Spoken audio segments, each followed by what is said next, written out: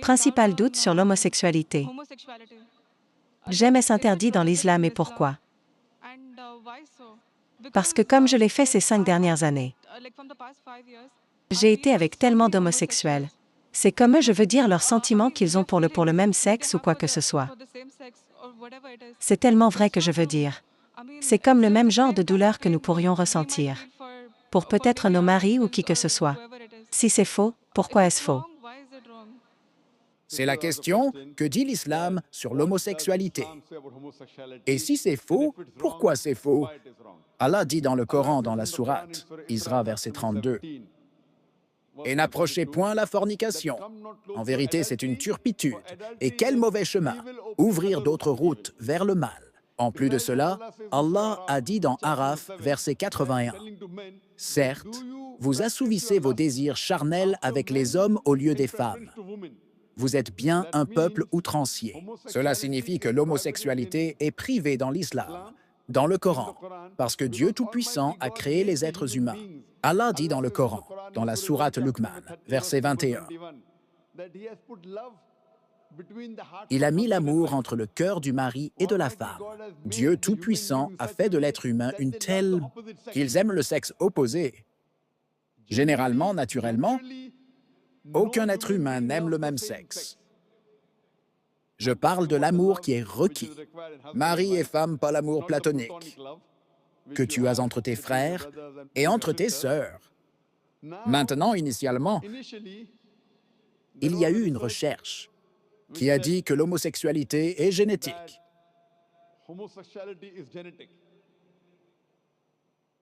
Donc, pendant la question du temps, quelqu'un m'a demandé, comme tu le demandes, si l'homosexuel est génétique, alors comment est-ce que tu veux dire blâmer? Ça vient de ses parents. Alors pourquoi il a blâmé? Comme tu dis, si quelqu'un aime quelqu'un d'autre, alors pourquoi devrait-il être blâmé?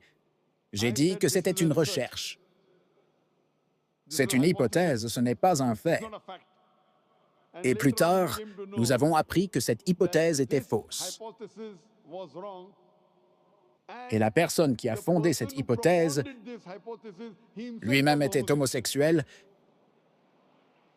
Donc, l'homosexualité n'est pas génétique, ça vient aujourd'hui. La science nous dit comment évoluent les homosexuels. Parce que ce pourquoi Dieu Tout-Puissant a donné la permission. Les travaux des êtres humains autorisés, tu te maries avec Dunika, tu peux coucher avec ta femme. Et l'islam dit qu'en faisant avoir des relations sexuelles avec votre femme, c'est aussi adorer Allah, parce que tu empêches le haram. Tu ne sors pas du lien conjugal pour satisfaire vos envies. Que l'islam aujourd'hui nous dit la science. Aujourd'hui, la recherche nous dit que ces personnes ont plusieurs partenaires de vie, en dehors du lien de mariage, par rapport à ceux qui n'ont qu'avec les pulsations. Ils apprécient la vie sexuelle bien mieux que les autres. Et que se passe-t-il aujourd'hui quand tu en as marre?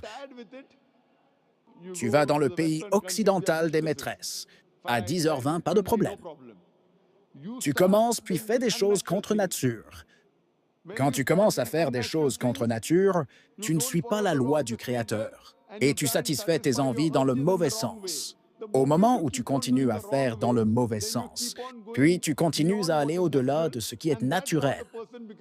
Et c'est ainsi que la personne devient homosexuelle. Ce n'est pas génétique, parce que tu dépasses les limites pour ce que Dieu Tout-Puissant vous a permis. Vous essayez d'autres choses, vous essayez des choses contre nature, et trouve que tu as trié en disant « tu n'aimes plus avoir des relations sexuelles avec le sexe opposé, donc tu as des relations sexuelles avec le même sexe. » Alors, sœurs, parce qu'ils ont enfreint la loi de Dieu Tout-Puissant et ils font des choses contre nature, c'est ainsi que psychologiquement ils deviennent homosexuels. Donc, mais naturellement, si tu enfreins la loi de Dieu Tout-Puissant, c'est totalement faux. Et c'est comme ça qu'une personne est homosexuelle. Donc ils sont à blâmer, et l'islam, homosexualité privée, même le christianisme.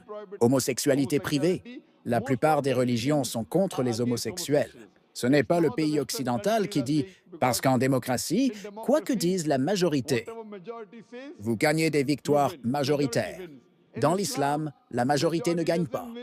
Le cœur gagne. La vérité gagne.